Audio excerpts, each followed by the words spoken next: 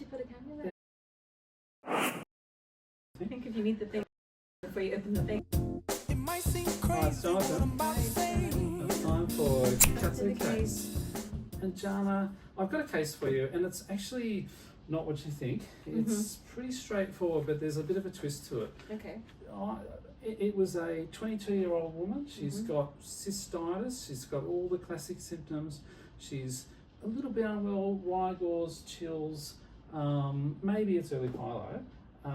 And so I stuck a cannula in, and I sent an MSU, and then you kind of looked at me and said, Well, why did you put a cannula in? that's it. And I'm thinking, why did I really need the cannula? And is Were there... her vitals unstable? Well, no, not really. And I wondered whether that was the wrong thing to do, and it sounds like it wasn't. Even sending the MSU might not be the right thing to do, because you know what? It's a sustainability issue. Yeah, it sure is. And I'm not the expert in that field, but I know who is. And that's why we've got Ines, our special guest, who's going to tell us all about it. Hi, thank you for having me. My name is Ines. I'm actually leading the Cut the Cannula in Cut the this Cannula, department, all right. so Good name. I'm very happy Yes. to be here. As you mentioned, we're citing way too many cannulas, and about 40 to 50% are unused, and they just go Really? straight into the bin, and they just cause pain, discomfort. You know, they cause phlebitis. They can even cause bloodstream infections, staphylococcal ones. Yeah. Although we're rare, but we're citing so many that the burden still remains quite high.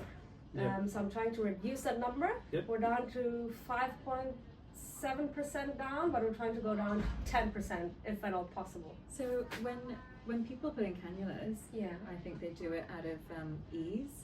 And maybe, I think I'm guilty of this. I'm like, oh, maybe I'll have to do a blood test, another blood test, and that'll save them another. I mean, why should we care about this problem? That's right. I mean, as you know, climate change is the biggest emergency right now globally, and the healthcare sector is massively contributing to this. I think in Australia, 7% of the total emissions, but EV. What, 7%? 7% of the total carbon emission is due to the healthcare sector. Really? Yes. Oh my It's a God. huge- Almost a tenth. So to put it in Right. perspective, like if Yeah. healthcare was a country, it would be like the top 5 emitter in terms of carbon dioxide. Wow, I'm rethinking this cannula and this 22-year-old That's woman true. now. Well, when you think about Yeah. the packaging and Yes. the things that you need to do to put in the cannula, you've got 'Cause the it's not- thumb, you've got yes. the swab, you've got It's not the just the dressing. cannula. So it's the not- whole, Yeah. and then the IV giving set, and then Yeah, maybe the that's right. bag of saline to Yeah. flush it through. Yeah. That's a ton of stuff.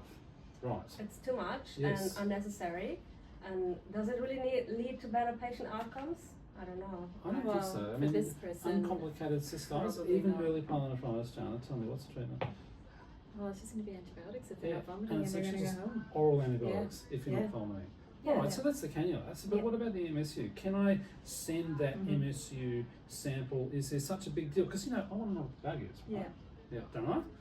I mean, why don't you start with a dipstick? And if that shows anything, you can always feel free to send it off. But in the vast majority of cases, it doesn't actually add value care. Like it doesn't change your management there and then. So I recently found out that sending an MSU is almost half the carbon footprint of an entire CT scan. So it's What? significant. So sending a urine off to the lab Yeah. for analysis to get growth and sensitivities. That's right. Is that what, yeah.